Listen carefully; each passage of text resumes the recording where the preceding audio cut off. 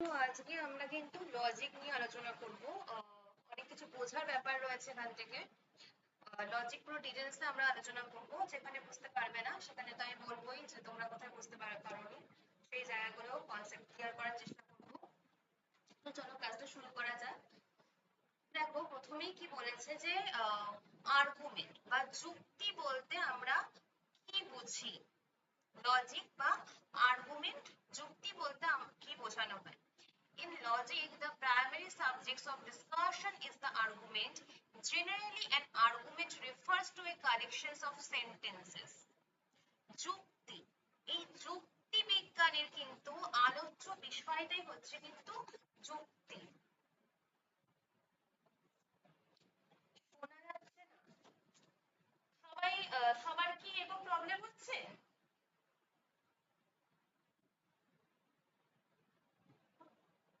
সমাপ্তি অনেকে তো শুনতে পাচ্ছে। আমার ভয়েস কি শোনা যাচ্ছে না? রেখার তো শোনা যাচ্ছে, আর অন্যদের? আচ্ছা, ঠিক আছে। সমাপ্তি, তার মানে তোমার মনে হয় কোনো নেটওয়ার্ক প্রবলেম হচ্ছে। ঠিক আছে, তুমি একটু ভালো নেটওয়ার্ক সাইডে গিয়ে বসো। তোমার নেটওয়ার্কের কিছু ইস্যু হচ্ছে। তো যেটা বলছিলাম, what is argument? In logic, the primary subjects of discussion is the argument. Generally, an argument refers to a collection of sentences. এই যুক্তি, যুক্তি বলতে আসলে কি বোঝানো হয়? যুক্তি বিজ্ঞান বেসিক্যালি কিন্তু যুক্তি বা আর্গুমেন্ট নিয়ে আলোচনা করে। এই আর্গুমেন্টকে কিন্তু দু ভাগে ভাগ করা যায়। একটা কি? একটা হচ্ছে ডিডাকটিভ আর্গুমেন্ট বা অবরোহ অনুমান, আর একটা কিন্তু ইনডাকটিভ। ঠিক আছে, একটা কিন্তু আরোহ। এবং যে আর্গুমেন্ট, সব আর্গুমেন্টই কিন্তু কোনো বচন দিয়ে তৈরি হয়। যে কোনো যুক্তি কিন্তু বচন দিয়ে তৈরি হয়, কিন্তু সমস্ত বাক্য কিন্তু বচন হয় না। বাক্যের কিন্তু অনেক ধরনের শ্রেণীবিভাগ রয়েছে, তার মধ্যে শুধুমাত্র যেটা ঘোষক বাক্য, তোমাদের কোশ্চেন দেয়, যেটা শুধুমাত্র ঘোষক বাক্য বা ডিক্লারেটিভ সেন্টেন্স, সেটাকে শুধুমাত্র বচন বলা যেতে পারে। সমস্ত বাক্য কিন্তু বচন হয় না, শুধুমাত্র ঘোষক বাক্য বা ডিক্লারেটিভ সেন্টেন্স, এটা কিন্তু খাতায় নোটস করো। শুধুমাত্র আমরা ঘোষক বাক্যকেই বচন বলতে পারি।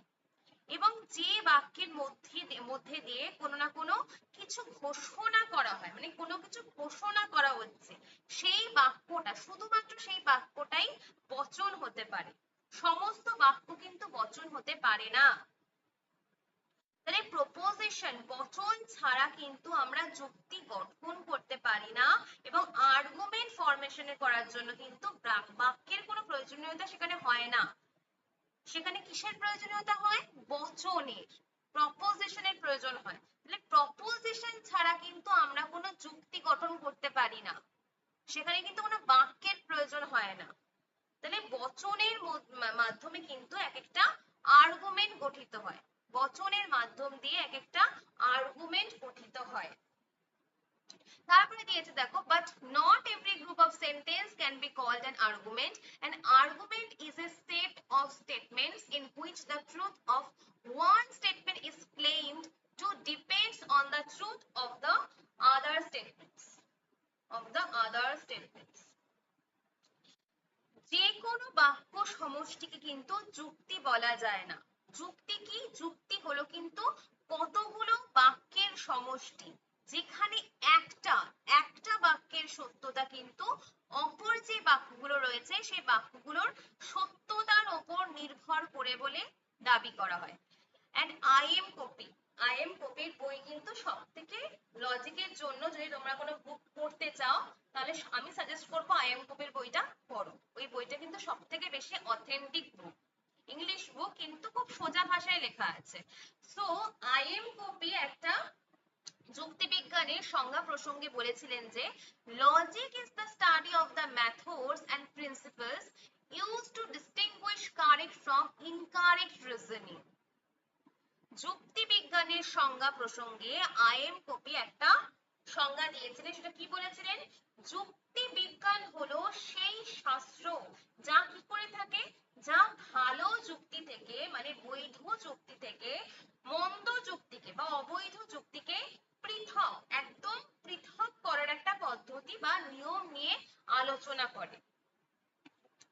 That is, logic is the discipline that discusses the methods or rules for distinguish good valid arguments from bad invalid arguments, যেটা বললাম আমি। তাহলে যুক্তিবিজ্ঞান কিন্তু এখন কি একটা জয়েন করার জন্য, সেটা হচ্ছে difference between sentence and proposition. বাক্য এবং বচনের মধ্যে কি পার্থক্য রয়েছে, একটা বাক্য এবং বচনের মধ্যে কি পার্থক্য রয়েছে। তো ফার্স্ট যেটা রয়েছে দেখো, structurally they are not the same. A proposition has four parts. গঠনের দিক থেকে কিন্তু বাক্য এবং বচন এক নয়, বচনের কিন্তু চারটি অংশ থাকে। সেই চারটি অংশ কি কি? Quantifier, subject, copula, predicate.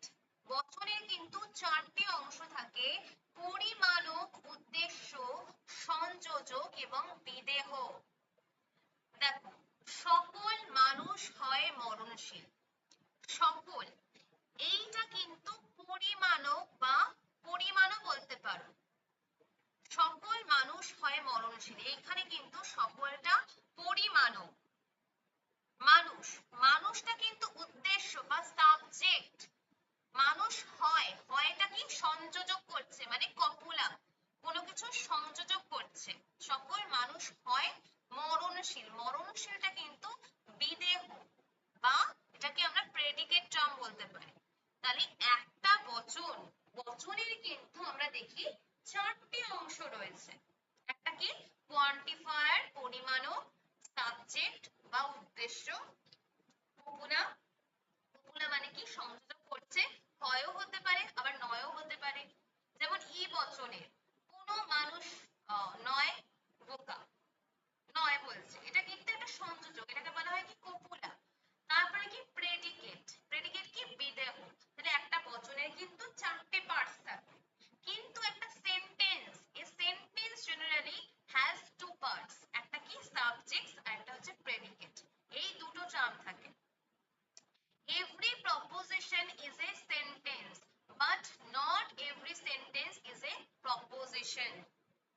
বচন মাত্রই কিন্তু আমরা বাক্য বলতে পারি, কিন্তু বাক্য মাত্রই কিন্তু বচন হয় না। A proposition is always in the present tense. এরপরে যেটা আছে দেখো, a proposition is always in the present tense. বচন কিন্তু সব সময় বর্তমান কালে আমরা হতে দেখি।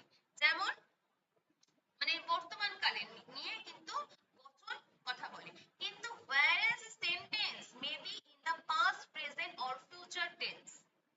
কিন্তু বাক্য, এই বাক্য কিন্তু অতীত, বর্তমান, ভবিষ্যৎ যে কোনো কালের হতে পারে, এটা কিন্তু বাক্য।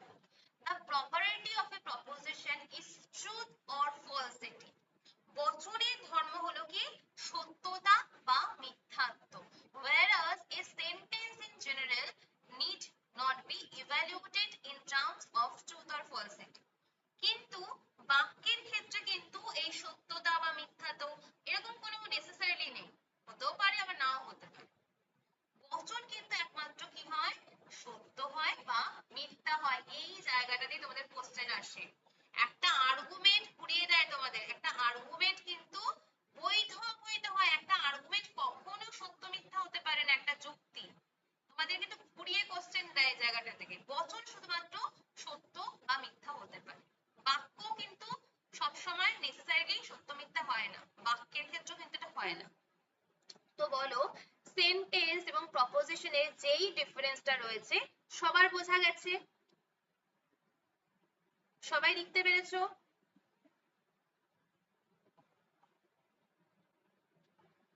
আচ্ছা, এরপরে আমরা আসবো হচ্ছে ক্লাসিফিকেশনস অফ প্রপোজিশন। বচনের ক্লাসিফিকেশন মানে বচনের টাইপস। ফার্স্ট রয়েছে দেখো ক্যাটাগরিক্যাল প্রপোজিশন, মানে কি নিরপেক্ষ বচন, নিরপেক্ষ। আরেকটা আছে কি কন্ডিশনাল প্রপোজিশন, মানে কন্ডিশন বোঝাই যাচ্ছে কোনো কিছু সত্যের উপর নির্ভরশীল, কন্ডিশনের উপর, সেটা কি সাপেক্ষ বচন। তা বচনের কিন্তু আবার টাইপস রয়েছে, একটা কি ক্যাটাগরিক্যাল প্রপোজিশনস আর একটা কি কন্ডিশনাল প্রপোজিশনস। হোয়াট ইজ নিরপেক্ষ বচন? A proposition in which the relation between the subjects and predicate is not dependent on any condition. কি বলছে নিরপেক্ষ বচন বলতে কি বোঝানো হয়? যে বচনে উদ্দেশ্য এবং বিধেয় পদের যে সম্বন্ধ, সেই সম্বন্ধটা কোনো সত্যের উপর নির্ভরশীল নয়। যে বচনে উদ্দেশ্য এবং বিধেয় পদের সম্বন্ধ অন্য কোনো সত্যের উপর নির্ভরশীল হয় না, সেই বচনকে বলা হয় নিরপেক্ষ বচন। All flowers are beautiful, all flowers are beautiful, কি বললো? সকল ফুল হয় সুন্দর। no circle is a triangle, কোনো বৃত্ত নয় ত্রিভুজ। এইটার কিন্তু তুমি দেখো যে all flowers are beautiful, এটা কিন্তু কোনো সত্যের উপর নির্ভরশীল নয়, কোনো বৃত্ত নয় ত্রিভুজ, এটাও কিন্তু কোনো সত্যের উপর নির্ভরশীল নয়। এটাকে বলা হয় কি ক্যাটাগরিক্যাল প্রপোজিশন, কোনো শর্ত নেই এখানে। সকল ফুল হয় সুন্দর, আমরা এটা কি কোনো সত্যের উপর নির্ভরশীল? এটা একদমই নয়। তাই জন্য বলা হচ্ছে কি ক্যাটাগরিক্যাল প্রপোজিশন কিন্তু কোনো শর্তের উপর ডিপেন্ড করে থাকে না। এরপরে আসছে কি conditional প্রপোজিশনস। A proposition in which the relation between the subjects and the predicate depends on some condition. কি বললো? যে বচনে উদ্দেশ্য এবং বিধেয় পদের সম্বন্ধটা অন্য কোনো শর্তের উপর নির্ভরশীল, তাকে কিন্তু সাপেক্ষ বচন বলে। If it rains, the soil will be wet. যদি বৃষ্টি হয় তাহলে মাটি ভিজবে।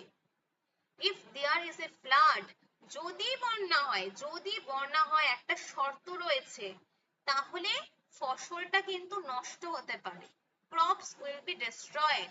তাহলে কন্ডিশনাল প্রপোজিশনে কি হচ্ছে, একটা আমরা শর্তের উপর নির্ভরশীল হচ্ছে। যদি বৃষ্টি হয় তাহলেই কিন্তু মাটিটা ভিজবে, যদি বন্যা হয় তাহলেই কিন্তু ফসলটা নষ্ট হবে। তাহলে বন্যা হওয়ার উপর কিন্তু ফসল নষ্ট হওয়ার একটা শর্ত রয়েছে, তাহলে এটাকে বলা হয় কি সাপেক্ষ বচন। তাহলে নিরপেক্ষ বচনে উদ্দেশ্য এবং বিধেয়ের সম্বন্ধ অন্য কোনো শর্তের উপর নির্ভর করে না, কিন্তু সাপেক্ষ বচন বা কন্ডিশনাল প্রপোজিশনে উদ্দেশ্য বিধেয় পদের সম্বন্ধ অন্য কোনো শর্তের উপর নির্ভর করে। বোঝা গেছে এই দুটো?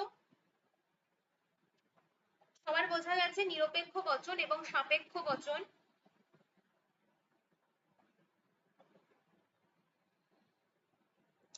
এবার আমরা আসবো forms of প্রপোজিশনস, forms of categorical propositions, A propositions, E propositions, I propositions and O proposition। এই চারটে রয়েছে, ঠিক আছে?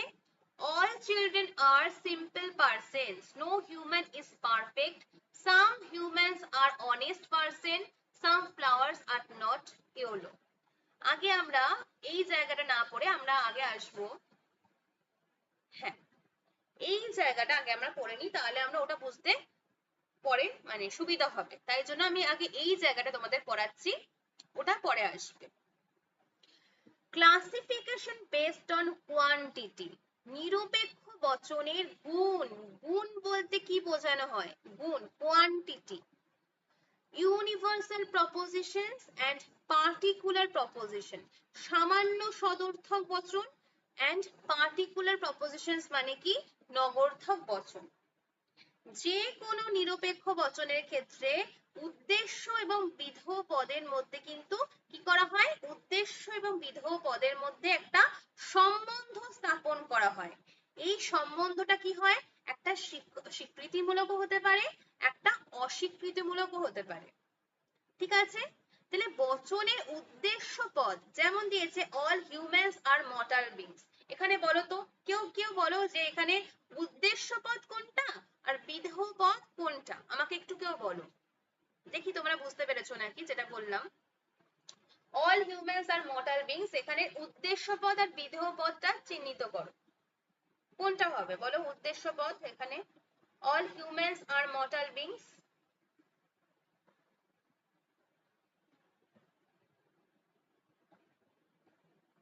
একদম একদম ঠিক বলেছো রত্নদীপ।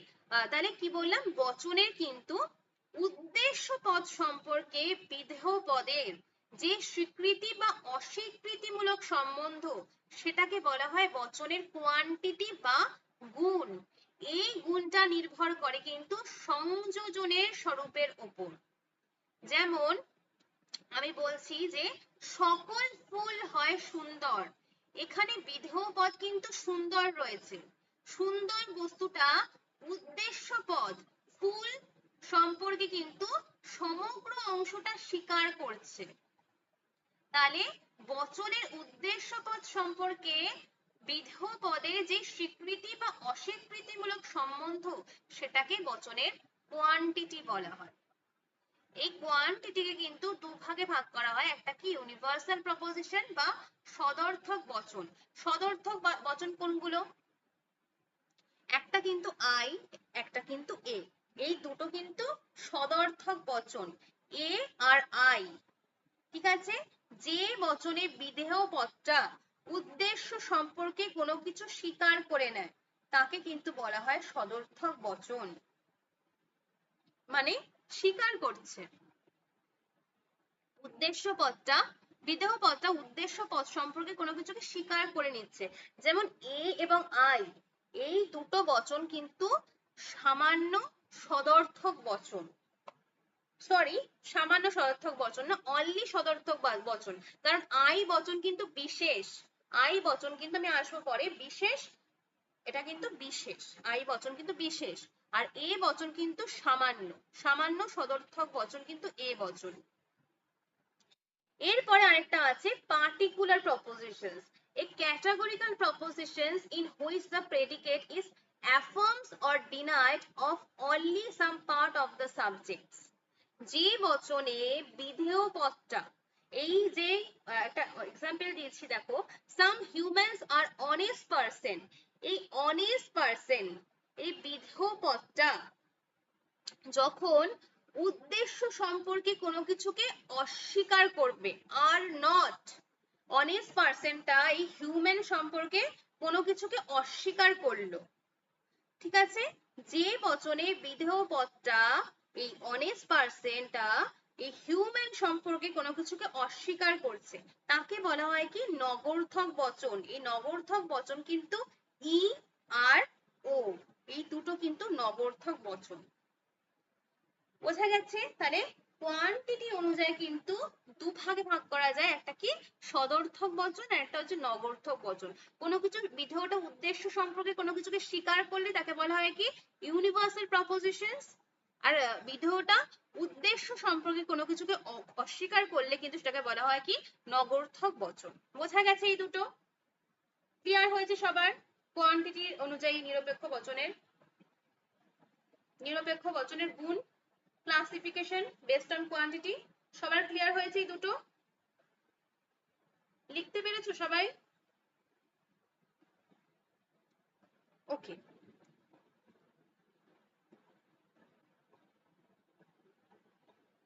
একদম আমি বেসিক থেকে পড়াচ্ছি কারণ অনেকে এই জায়গাগুলো অনেক ভুলে গেছে, সেই কারণেই আমি একদম বেসিক থেকেই পড়াচ্ছি, কারণ লজিক তোমাকে জানতে গেলে একদম বেসিক থেকেই স্টার্ট করতে হবে।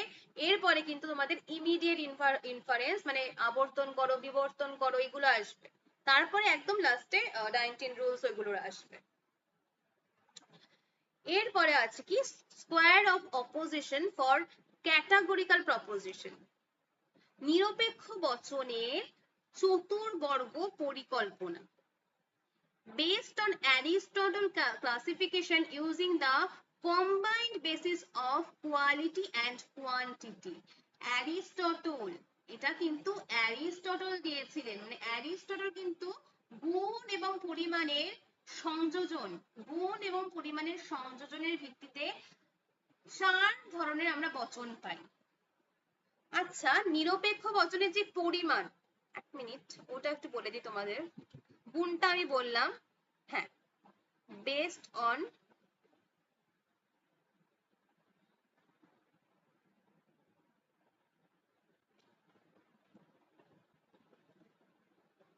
আচ্ছা শোনো, এই জায়গাটা আমি একটু দিতে ভুলে গেছি, এটা একটু অ্যাড করে দিতে হবে। হ্যাঁ, যেটা বলছিলাম, নিরপেক্ষ বচনের পরিমাণ বলতে কি বোঝানো হয়? পরিমাণ, নিরপেক্ষ বচনে কিন্তু উদ্দেশ্য শ্রেণীর সমগ্র বাক্যার্থ বা আংশিক বাক্যার্থকে স্বীকার বা অস্বীকার করে, কিন্তু নিরপেক্ষ বচনের এই উদ্দেশ্য শ্রেণীর সমগ্র বা আংশিক বাক্যার্থের বিষয়কে কিন্তু নিরপেক্ষ বচনের পরিমাণ বলা হয়। যেমন দেখো, যে বচনে বিধেয় পদটি উদ্দেশ্য সম্পর্কে অর্থাৎ উদ্দেশ্য পদের সমগ্র বাক্যার্থ সম্পর্কে স্বীকার বা অস্বীকার করে তাকে কিন্তু সার্বিক বা সামান্য বচন বলে। এটা কিন্তু পরিমাণ, যেমন অল, অল এটা কিন্তু সামান্য বচন, all man are mortal, no man are mortal, A এবং ই বচন, এই দুটো ইউনিভার্সাল, এই দুটো কিন্তু একটা কি এ এবং ই, এই দুটো কিন্তু ইউনিভার্সাল। আর যদি বলে পার্টিকুলার কোনগুলো, সেটা কিন্তু আই এবং ও, আই ও কিন্তু পার্টিকুলার বা বিশেষ বচন। কারণ বিশেষ বচন কেন বলা হয় আই এবং ওকে? যে বচনে বিধেয় পদটা উদ্দেশ্য পদের আংশিক, পার্টিকুলার মানে একদম আংশিক বাক্যার্থকে স্বীকার করে বা অস্বীকার করে, এই জন্য আই এবং ওকে কিন্তু বিশেষ বচন বলা হয়। সমগ্রটাকে স্বীকার করে না, সমগ্রটাকে কিন্তু এই ইউনিভার্সাল এ এবং ই বচনে স্বীকার করে নেওয়া হয়, কিন্তু আই ও বচনে কিন্তু স্বীকার করা হয় না, আংশিকটাকে স্বীকার করা হয় বলে এটাকে বলা হচ্ছে কি particular affirmative or particular negative. ঠিক আছে, এবার আমি আসবো হচ্ছে নিরপেক্ষ বচনের চতুর্বর্গ পরিকল্পনা। অ্যারিস্টটল কিন্তু গুণ এবং পরিমাণের সংযোজনের ভিত্তিতে 4 প্রকার বচনের কথা বলেছিলেন। একটা কি সামান্য সদর্থক বা ইউনিভার্সাল অ্যাফার্মেটিভ এ বচন, তারপরে কি ইউনিভার্সাল নেগেটিভ বা সামান্য নগর্থক, দেন পার্টিকুলার অ্যাফার্মেটিভ বা বিশেষ সদর্থক, কারণ আংশিক অর্থকে সেখানে কিন্তু গ্রহণ করা হয়, পুরোপুরি স্বীকার করা হয় না, পুরো সমগ্রটাকে কিন্তু স্বীকার বা অস্বীকার করা হয় না, এই জন্য একে বলা হয় কি particular affirmative and particular negative. এখানে কিন্তু বিধেয় পদ উদ্দেশ্য পদের আংশিক অর্থকে একদম অস্বীকার করে, এই জন্য এটাকে বলা হয় পার্টিকুলার নেগেটিভ বা বিশেষ নগর্থক। এই 4টে বচনের কথা কিন্তু অ্যারিস্টটল বলেছিলেন। কে বলেছিলেন? অ্যারিস্টটল। এরপরে আমরা আসবো হচ্ছে universal affirmative proposition. Universal affirmative proposition বলতে কি বোঝানো হয়? A propositions in which the predicate is affirms of the entire extensions of the subject class or category is called a universal affirmative proposition. যে বচনে বিধেয় যে পদটা রয়েছে, দেখো এখানে একটা এক্সাম্পল দিয়েছি আমি, all industrialists are wealthy person, সকল শিল্পপতি যারা ইন্ডাস্ট্রিয়ালিস্ট যারা তারা কিন্তু ধনী ব্যক্তি, তাহলে এখানে ধনী যেই ব্যক্তি রয়েছে এই ধনী ব্যক্তি নামক শ্রেণীটা কিন্তু শিল্পপতির সমগ্র বাক্যার্থকে স্বীকার করায়, এটা কিন্তু সামান্য সদর্থক বচন, মানে সমগ্রটাকে স্বীকার করছে এখানে। এই যেই রয়েছে যে সকল শিল্পপতি হয় ধনী ব্যক্তি, এখানে ধনী ব্যক্তি যেই রয়েছে ওয়েলদি পার্সন, এই ওয়েলদি পার্সন নামক শ্রেণীটা কিন্তু এই ইন্ডাস্ট্রিয়ালিস্ট এই শিল্পপতির সমগ্র একদম পুরোটা সমগ্র বাক্যার্থকে স্বীকার করায়, এটা কিন্তু একটা সামান্য সামান্য সদর্থক বচন। বোঝা গেছে? সামান্য সদর্থক বচন সবার ক্লিয়ার হয়েছে? এরপরে আমরা আসবো কিন্তু ইউনিভার্সাল নেগেটিভ প্রপোজিশনস। আমি যেগুলো বলছি কিন্তু লিখে নাও এগুলো। A propositions in which the predicate বিধেয়টা is denied from the entire extensions of the subjects class or category is called a universal negative proposition. যে বচনে বিধেয় পদকে উদ্দেশ্য পদের দ্বারা নির্ধারিত জাতি বা শ্রেণীর সমগ্র বাক্যার্থকে অস্বীকার করা হয়, একদম অস্বীকার করা হয়, ঠিক আছে? মানে সমগ্রটাকে মানে পুরোপুরি অস্বীকার করা হয়। No poor person is a wealthy person.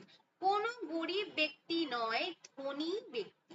এখানে যে ধনী ব্যক্তি রয়েছে, ওয়েলদি পারসন রয়েছে, এই নামক শ্রেণীটা কিন্তু গরিব যে ব্যক্তি রয়েছে সেই গরিব ব্যক্তি নামক শ্রেণীর সমগ্র বাক্যার্থটাকে পুরো অস্বীকার, ডিনাই করে দিচ্ছে, একদম নেগেট করে দিচ্ছে, ঠিক আছে? একদম ডিনাই করছে।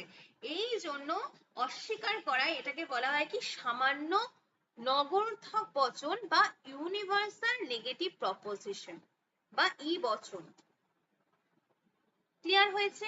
পুরো সমগ্রটাকে নেগেট করছে বা অস্বীকার করছে। No poor person is a wealthy person, এটাকে বলা হয় কি ইউনিভার্সাল নেগেটিভ প্রপোজিশনস।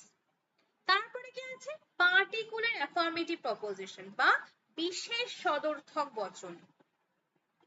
যে বচনে বিধেয়টা উদ্দেশ্য পদের দ্বারা যেই নির্ধারিত শ্রেণী সেই শ্রেণীর কিন্তু আংশিক বাক্যার্থকে স্বীকার করছে। যেমন দেখো দিয়েছে সাম অ্যানিমেলস আর ফেরোসিয়াস ক্রিয়েচার্স। কোন কোন পশু হয় হিংস্র প্রাণী, কোন কোন কিছু কিছু পার্শিয়ালি কোনো কিছুকে যখন স্বীকার করা হচ্ছে, কোন কোন পশু হয়, সবটা কিন্তু বলছে না, বলছে কি কোন কোন পশু হয় হিংস্র প্রাণী।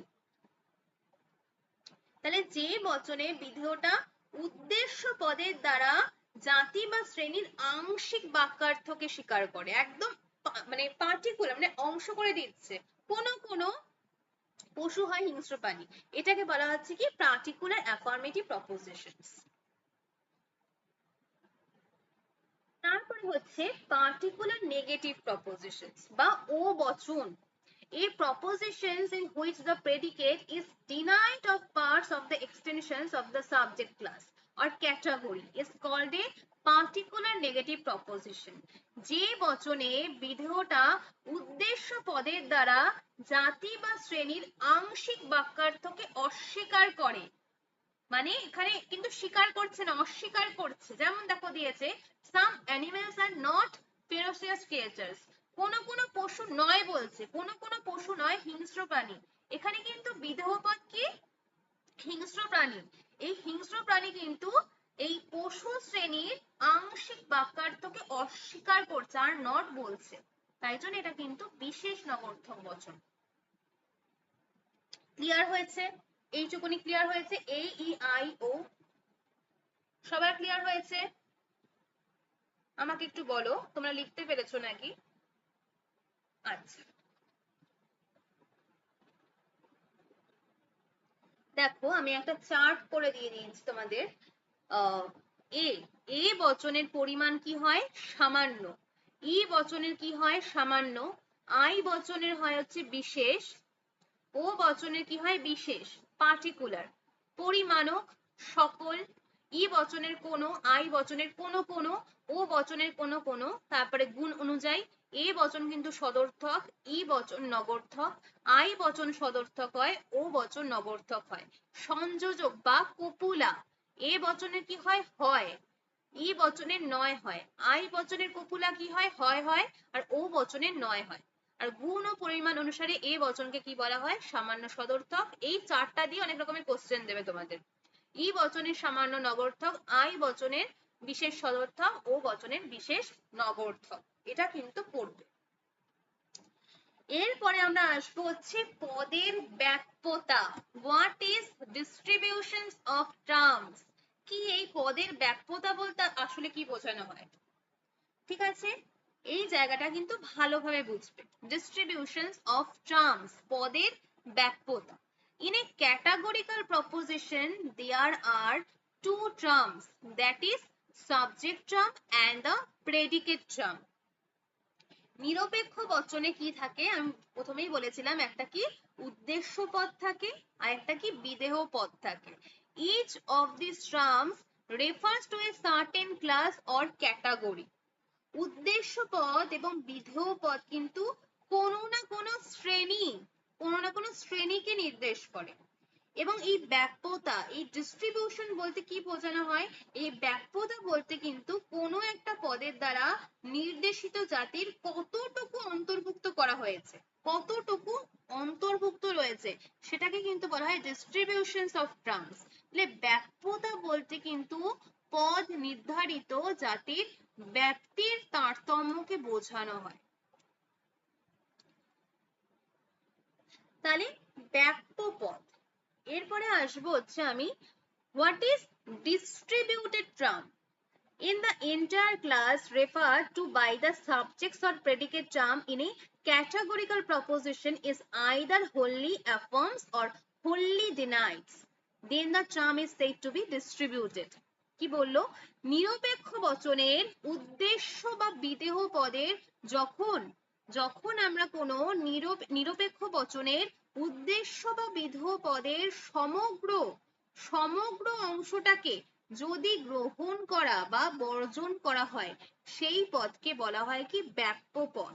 যেমন সকল মানুষ হয় মরণশীল জীব, এই সামান্য সদর্থক বচন, এটা কিন্তু এ বচন। সকল মানুষ হয় মরণশীল জীব, এটা কিন্তু এ বচন। এই বচনটাতে কিন্তু মানুষ, এই যে মানুষ রয়েছে, এটা কিন্তু উদ্দেশ্য পদ। এই উদ্দেশ্য পদটা কিন্তু ব্যাপ্য, কারণ মানুষ জাতিকে, এখানে সকল মানুষ হয় মরণশীল, কারণ এখানে কি বলা হয়েছে? মানুষ জাতিকে কিন্তু সমগ্রভাবে অন্তর্ভুক্ত করা হয়েছে। এই বচনে মানুষ পদটা কিন্তু সবটুকুকে নেওয়া হয়েছে, কোনো মানুষকে বাদ দেওয়া হয়নি, সকল মানুষ হয় মরণশীল। তাহলে এখানে কিন্তু মানুষ পদটা ব্যাপ্য। এরপরে আমরা আসবো হচ্ছে আনডিস্ট্রিবিউটেড টার্ম, অব্যাপ্য পদ। If only part of the class referred to by the subjects or predicate term is affirmed or denied, then the term is said to be undistributed. নিরপেক্ষ বচনের উদ্দেশ্য বা বিধেয় পদের আংশিক অংশকে যদি গ্রহণ বা বর্জন করা হয়, তবে সেই পদকে বলে কি অব্যাপ্য পদ। যেমন কোনো মানুষ হয় স্বার্থপর ব্যক্তি, এখানে কিন্তু এটা কিন্তু একটা বিশেষ সদর্থক বচন। কোনো মানুষ হয় স্বার্থপর ব্যক্তি, এটা কিন্তু আই বচন। এই আই বচনে মানুষ কিন্তু হলো উদ্দেশ্য পদ, এই পদটা কিন্তু অব্যাপ্য, কারণ এখানে সকল মানুষ সম্পর্কে কিছু বলা হচ্ছে না, বলা হচ্ছে কিছু মানুষ সম্বন্ধে, মানুষ শ্রেণীর কিছু মানুষ সম্পর্কে। এখানে কিন্তু মানুষ পদটা অব্যাপ্য, কারণ কি বলা হচ্ছে? কোনো মানুষ হয় স্বার্থপর ব্যক্তি, সকল মানুষের কথা কিন্তু বলা হচ্ছে না, এই জন্য এটা কিন্তু হয়ে গেল অব্যাপ্য, কারণ এখানে সকল মানুষ সম্পর্কে কিছু বলা হচ্ছে না, কিছু মানুষ সম্পর্কে বলা হচ্ছে, তাই জন্য এখানে মানুষ পদটা কি হবে? অব্যাপ্য। ঠিক আছে, distributions in the four types of categorical propositions, A, E, I, O. এবার আমি আসবো হচ্ছে এ, ই, আই, ও, এই চারটে বচনের কোন পদটা অব্যাপ্য আর কোন পদটা ব্যাপ্য, এই দিয়ে কিন্তু তোমাদের কোশ্চেন আসে। ইউনিভার্সাল অ্যাফার্মেটিভ, প্রথমে আছে এ বচন, এ বচনের কোন পদ ব্যাপ্য আর কোন পদ অব্যাপ্য। Example, all man are mortal beings. Subject term কি রয়েছে? Distributed man.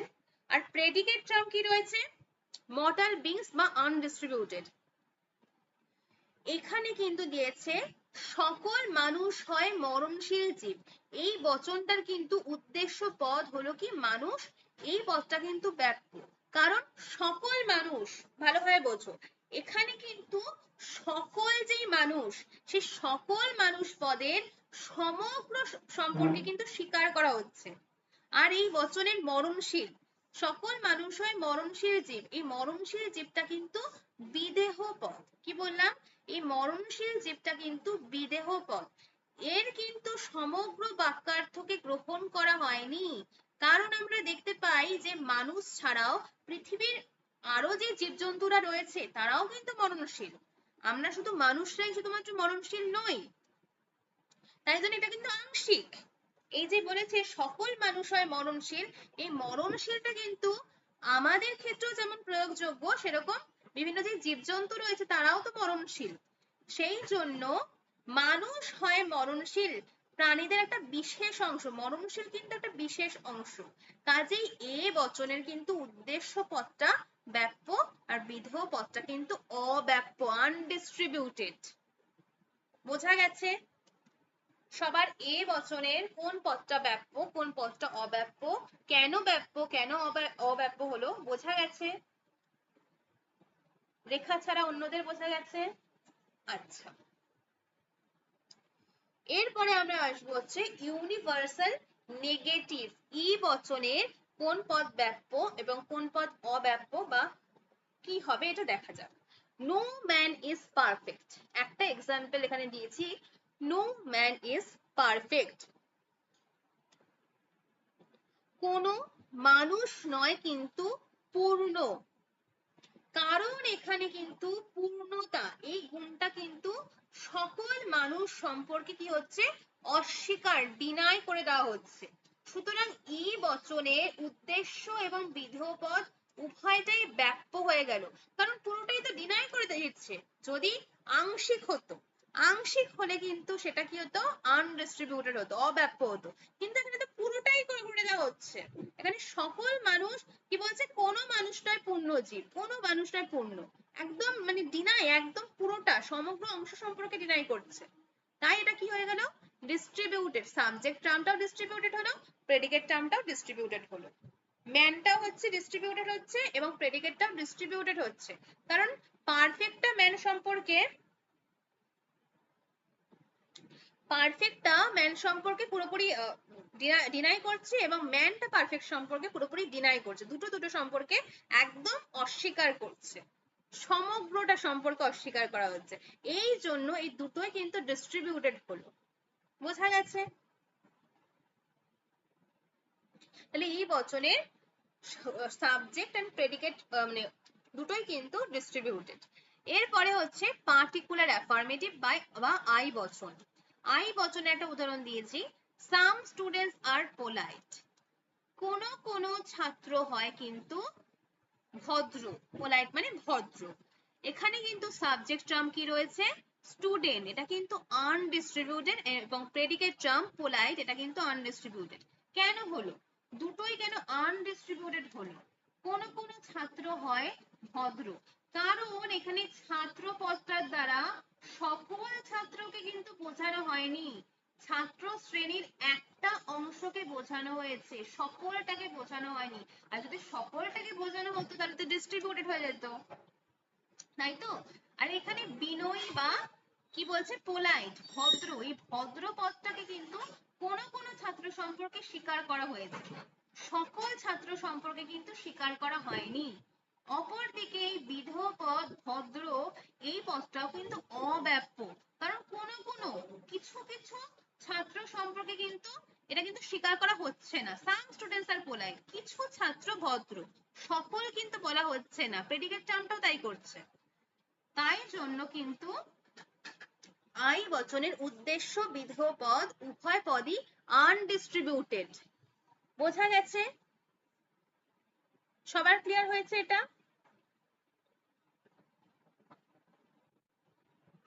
আচ্ছা, এরপরে আমরা আসবো হচ্ছে পার্টিকুলার নেগেটিভ বা ও বচন। ও বচনের কি হয়, some men are not virtuous. Subject term কি রয়েছে এখানে ম্যান, এটা কিন্তু undistributed, and predicate term virtuous, এটা কিন্তু মানে বিধেয় পদ কিন্তু ভার্চুয়াস, এটা কিন্তু ডিস্ট্রিবিউটেড হয়েছে। কেন হয়েছে? কোনো মানুষ নয়, সৎ ব্যক্তি, সৎ ব্যক্তি, এই বচনটাতে কিন্তু উদ্দেশ্য পদ মানুষ, এটা কিন্তু ব্যপ্য হয়নি, কারণ মানুষ পদের দ্বারা কিন্তু সকলকে নির্দেশ করা হয়নি, মানুষ পদের দ্বারা কিন্তু সকল মানুষকে নির্দেশ করা হয়নি। সাম মেন বলেছে, অল ম্যান বলেনি এখানে।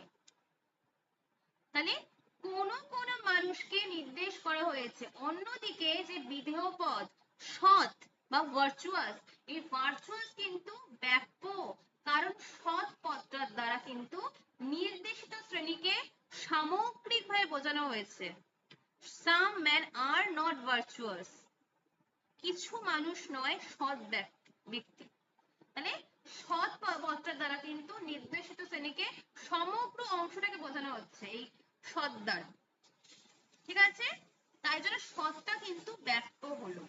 তাহলে ও বচনের উদ্দেশ্য পদ কিন্তু অব্যপ্য, বিধেয় পদ কিন্তু ব্যপ্য। যখন সমগ্রটাকে স্বীকার করে নেওয়া হবে, দ্যাট ইজ ডিস্ট্রিবিউটেড। এইটুকুনি একটা সাধারণ জিনিস, ট্রিক্স খেলো, এইটুকুনি মনে রাখবে, যখন সমগ্র অংশটাকে স্বীকার করে নেওয়া হবে তখন সেটা ডিস্ট্রিবিউটেড হবে, আর আংশিক অংশকে স্বীকার করলে সেটা কিন্তু আনডিস্ট্রিবিউটেড হবে, ঠিক আছে? তাহলে ও বচনের কিন্তু বিধেয় পদটা ডিস্ট্রিবিউটেড হচ্ছে, ব্যপ্য হচ্ছে, কিন্তু সাবজেক্ট টার্মটা আনডিস্ট্রিবিউটেড বা অব্যপ্য হয়। বোঝা গেছে এইটুকুনি?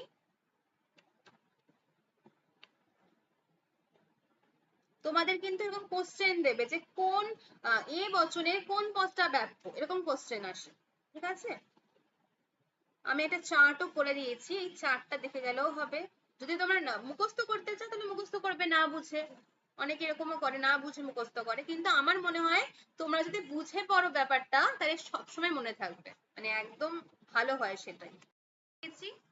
পদের ব্যপ্যতা সবাই বলো, ক্লিয়ার?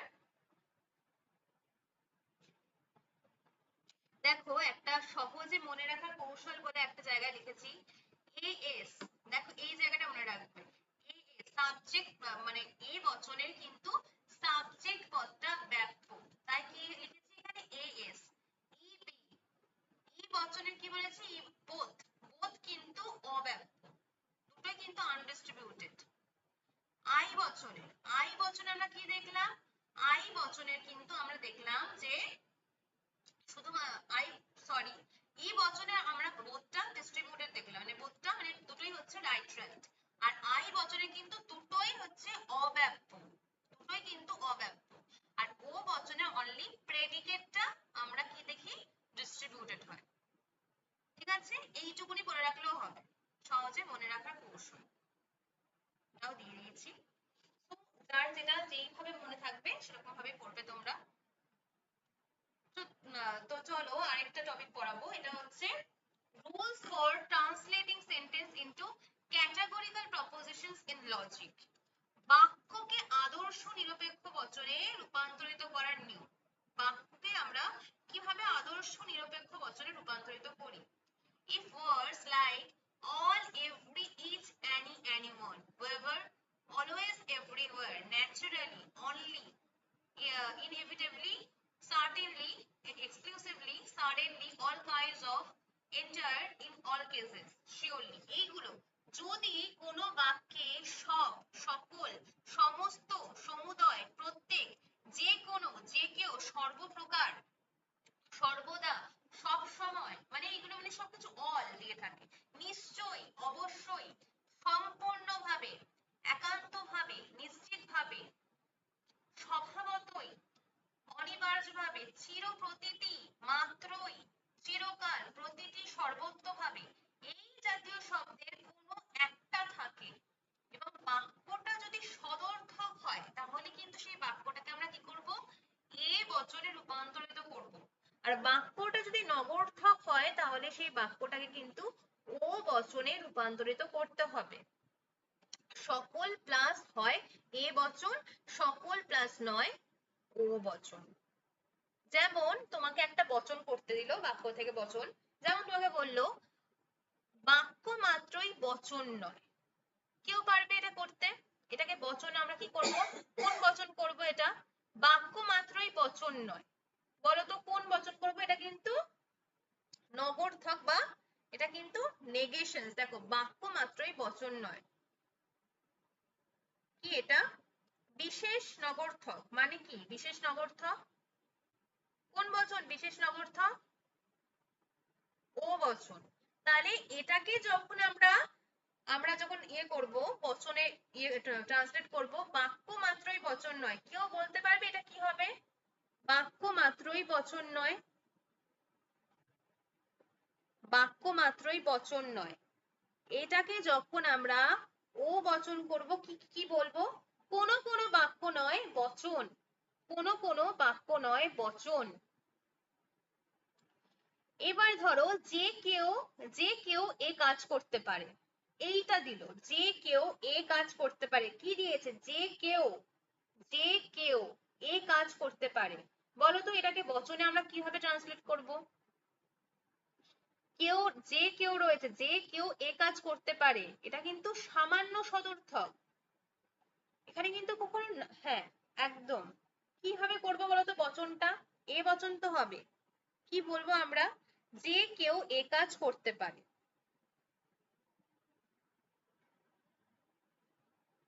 একদম রত্নদি, একদম ঠিক বলেছো। সকল ব্যক্তি হয় এমন যারা এ কাজ করতে পারে।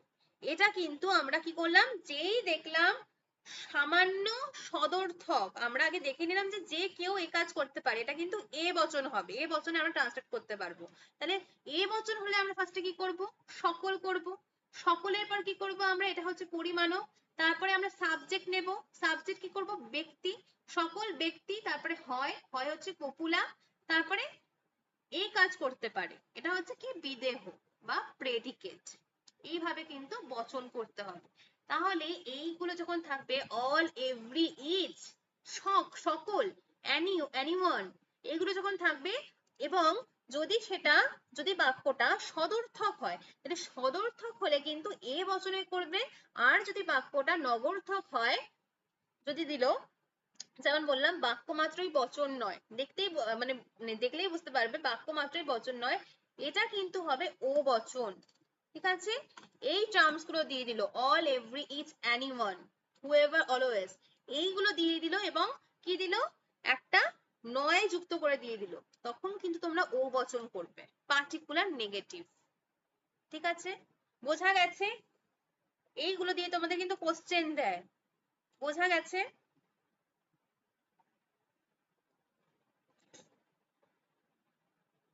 এরপরে সেকেন্ড যে নিয়মটা রয়েছে, দ্বিতীয় নিয়ম, if words like no, none, never, by no means, nobody, is not, cannot be, not a single, not at all, বুঝতেই পারছো? যদি কোনো বাক্যে নয়, না, নেই, কোনো নয়, কখনো নয়, একসঙ্গে নয়, যুগপৎ নয়, কেউ নয়, কোনোটি নয়, একটিও নয়, কোনো মানে কখনো না, যখন এরকম দেখবে যে একটা নয়, এই জাতীয় শব্দ থাকে, তাহলে কিন্তু বাক্যটাকে কি করবে?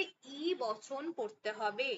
যেমন দেখো দিয়েছে, যদি হয়, মানে তোমাদের দিয়ে দেয় একটা বচন, কোনো মানুষ নয় পশু, কোনো মানুষ নয় পশু, এটা কি হবে? এটাকে কোনো কিন্তু দেখো দিয়েই দিয়েছে, মানে এই বাক্যটাকে মানে বচন আকারেই দিয়ে দিয়েছে, কোনো মানুষ নয় পশু, এটাকে বচন করলে কিন্তু সেটাই হবে, কোনো মানুষ নয় পশু। কোনো কিছুই একসঙ্গে বর্গাকার ও গোলাকার হয় না। বলতে পারবে এটা কি? কোনো কিছুই একসঙ্গে বর্গাকার ও গোলাকার হয় না। বলতে পারবে এটা? কোনো কিছুই একসঙ্গে বর্গাকার ও গোলাকার হয় না। এটাকে যদি তুমি বচনে রূপান্তরিত করো, কিভাবে করবে? কোনো কিছুই একসঙ্গে বর্গাকার ও গোলাকার হয় না।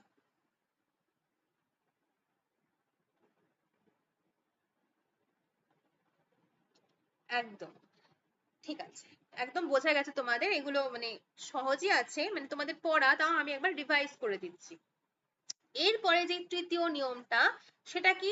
if words like some, a few, many, several, almost, generally, most, percent, a certain number, যদি কোনো বাক্যে কোনো কোনো, কিছু, প্রায়, প্রায় সব, সাধারণত, শতকরা, কম, কম সংখ্যক, কখনো কখনো, অধিকাংশ, অনেক, বেশিরভাগ, কোনো কোনো, এই জাতীয় শব্দের কোনো একটা শব্দ থাকলে বাক্যটা যদি সদর্থক হয় তাহলে কিন্তু আই প্রপোজিশন, আই বচন করতে হবে। এবং এই জাতীয় শব্দের কোনো একটা শব্দের সঙ্গে বাক্যটা যদি নগর্থক হয় তাহলে কিন্তু তাকে ও বচনে রূপান্তরিত করতে হবে। যেমন ধরো একটা বলছি, অধিকাংশ ছাত্রই চঞ্চল, বলো এই বচনটাকে, এই বাক্যটাকে কিভাবে বচনে রূপান্তরিত করবে? অধিকাংশ ছাত্রই চঞ্চল, এটা কিন্তু কি দিয়েছে, এটা কিন্তু কোনো নগর্থক না, এটা কিন্তু সদর্থক একটা বাক্য। এটাকে তুমি বচনে রূপান্তরিত করো, কি করবে? অধিকাংশ ছাত্রই চঞ্চল, কোন কোন ছাত্র হয় চঞ্চল ব্যক্তি, একদম ঠিক। তাহলে যখন আমরা কোনো বচনের সদর্থক হলে, কোনো বাক্য সদর্থক হলে কিন্তু আই বচনে রূপান্তরিত করতে হবে, আর নগর্থক হলে আমরা ও বচনে রূপান্তরিত করব। যদি এরকম সেন্টেন্স থাকে, almost, several, many, a few, ঠিক আছে? এরপরে if words like rarely, seldom, very few, very little, hardly, any, এগুলো যদি থাকে, চতুর্থ নিয়মে কি দিয়েছে? খুব কম, অল্প, স্বল্প, স্বল্প সংখ্যক, নেই বললেই চলে, অতি অল্প সংখ্যক, খুব কম সংখ্যক, বড় একটা নয়, বেশি কিছু নয়, এই জাতীয় শব্দের যে কোনো একটা শব্দ থাকলে বাক্যটা সদর্থক হলে কিন্তু করতে হবে ও বচন, এবং বাক্য নকর্তক হলে কিন্তু আই বচন হবে যদি বাক্যটা সদর্থক হয়। যেমন কচিত মানুষ অপরকে চেনে, বলতো এইটা কি হবে? কচিত, কচিত মানুষ অপরকে চেনে। সদর্থক হলে ও বচন করব, নগর্থক হলে আই বচন করব। তাহলে এখানে কি বলেছে? কচিত মানুষ অপরকে চেনে, এটা কিন্তু সদর্থক হয় রয়েছে, কিছু কিছু মানুষ। বলো এটাকে বচনে কিভাবে রূপান্তরিত করব, কেউ বলতে পারবে? কচিত মানুষ অপরকে চেনে, সদর্থক রয়েছে এটা। কি বললাম? সদর্থক হলে আমরা কি করি? ও বচন করি, আর নগর্থক হলে আই বচন করব। এই সেন্টেন্স গুলো যখন থাকবে, rarely, seldom, very few, very little, কচিত মানুষ অপরকে চেনে, কচিত মানুষ অপরকে চেনে, এইটা করো। দেখি তোমরা পারছো নাকি।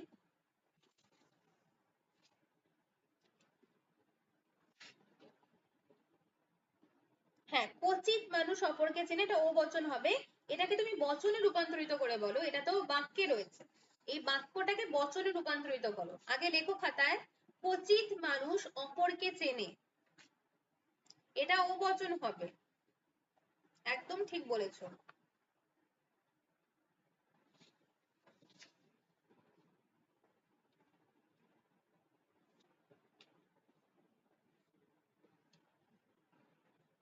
কোনো কোনো মানুষ নয় ব্যক্তি যারা অপরকে চেনে, একদম ঠিক, একদম ঠিক বলেছো। তাহলে এটা কিন্তু 4 নাম্বার নিয়ম। এরপরে আছে কি? Exclusive প্রপোজিশনস। If words like only, only those, solely, none but, nothing except, nobody but, etc. that should be converted into a propositions. এটা মানে কি? এক্সক্লুসিভ প্রপোজিশন বলতে পারো, বা প্রক্ষেপক, প্রক্ষেপক বচন। যে সমস্ত বাক্যে কেবল, কেবলমাত্র, শুধু, শুধুমাত্র, একমাত্র, ছাড়া নয়, ব্যতীত নয়, বাদে নয়, এই শব্দগুলো থাকলে কিন্তু সেই সমস্ত বাক্যগুলোতে এ বচনে আমি রূপান্তরিত করব। এই সমস্ত শব্দগুলো যে বাক্যে থাকে সেই বাক্যের উদ্দেশ্য পদ এবং বিধেয় পদ বচন করার সময় তাদের কিন্তু স্থান পরিবর্তন করবে, স্থান একদম পরিবর্তন করবে, এবং বাক্যের উদ্দেশ্য পদ বিধেয় পদ হবে, এবং বাক্যের বিধেয় পদ আবার উদ্দেশ্য পদ হবে। যেমন দেখো একটা দিয়েছি এখানে, only educated people are progressive, কেবলমাত্র শিক্ষিত ব্যক্তিরাই প্রগতিশীল। এইটা হচ্ছে অনলিটা যখন ফার্স্টে রয়েছে, তোমাদের যখন অনলিটা ফার্স্টে দেবে তখনই বুঝে যাবে যে এরকম এক্সক্লুসিভ প্রপোজিশন দিয়েছে বা বচন দিয়েছে, তখন সেটাকে কি করবে? উদ্দেশ্য বিধেয় কিন্তু চেঞ্জ করে দেবে। যেমন এখানে আমি দিয়েছি all progressive people are educated, কি হলো এই প্রোগ্রেসিভটা কি ছিল, প্রেডিকেটের জায়গায় ছিল, এটা কিন্তু আমরা কি করলাম উদ্দেশ্যের জায়গায় নিয়ে আসলাম। আর এডুকেটেডটা কি ছিল, এটা কিন্তু উদ্দেশ্যের জায়গায় ছিল, এটা কিন্তু আমরা করলাম বিধেয়ের জায়গায় নিয়ে আসলাম। তাহলে কি করব, যখনই আমরা দেখতে পারবো অনলি, তখন কিন্তু উদ্দেশ্য বিধেয় চেঞ্জ হয়ে যাবে। পরেরটা কি দিয়েছে দেখো, no one except women has the right to enter। এখানেও আমরা কি করলাম, এটা এ বচন হবে, all persons who have entry rights are women। আমরাও কিন্তু এখানে উদ্দেশ্য বিধেয়টা চেঞ্জ করলাম। তাহলে বোঝা গেছে প্রক্ষেপক বচন সবার বোঝা গেছে নাকি আমাকে বলো।